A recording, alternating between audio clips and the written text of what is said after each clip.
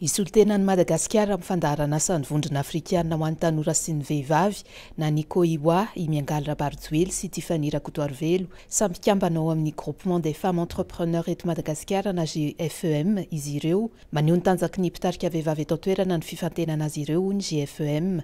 Any Zambia amin'ny volana septambra 2024, avy eo any Sierra Leone amin'ny volana desambra 2024 no anatanterahana izany. Tsy fanofanana fotsiny fa fanamafisana ny tambazotra sy feo an'ireo vehivavy mpanapa-kevitra no avy aty Afrika ny fandaharana asa Koiwa.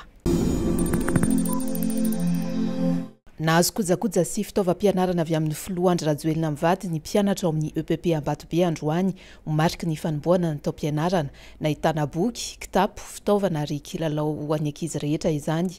Avaozana ihany koa ny sekoly ary miara-miasa amin'ny ministeran'ny fanabeazam-pirenena izany, hoy ny filoham-pirenena teny an-toerana. Ny volana Oktobra no anomboka ny fandraisana ny antonta-taratasy ireo fangatahana vatsim-pianarana avy any ivelany araka ny fanazavan'ny ministeran'ny fampianarana ambony sy ny fikarohana ara-tsiansy. Maroc, Rosia, Algérie, Cuba, Chine sy Indonezia ary Tunisia no manome ireo vatsim-pianarana ireo isan-taona. Azo atao avy hatrany ny manao fangatahana vao vita ny fanadinana baccalauréat, hoy ny ministera. Mandalo sivana ireo antonta-taratasy rehetra rehefa misy ny vatsim-pianarana ary ireo mpianatra mendrika sy manaraka ny fepetra takiana ny mahazo izany araka ny fampahafantarana. Ivoaka amin'ny pejin'ny ministera ny anaran'ireo misitraka vatsim-pianarana. Nitsidika ny sampandra misahana ny vatsim-pianarana ny ivelany teny ankady fotsiny ministry ny fampianarana ambony sy ny fikarohana ara-tsiansy ny profesora Chamina Loula Omaly mijery ny fanatsarana ny fomba fiasa.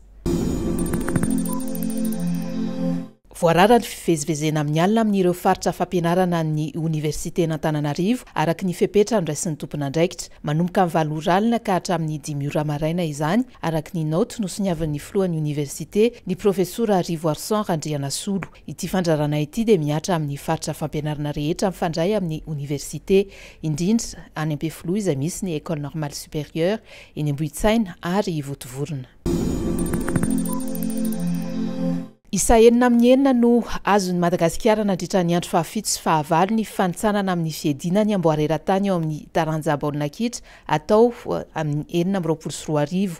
Nandresany Tchad tamin'ny isa 3 iray Madagasikara ao Mali alatsinainy tao Casablanca. Io fandresen'io ihany koa no namerina ny Madagasikara eo amin'ny laharana faharoa isa 40 ao amin'ny vondrona I. Aoriany Ghana izay manana isa 7.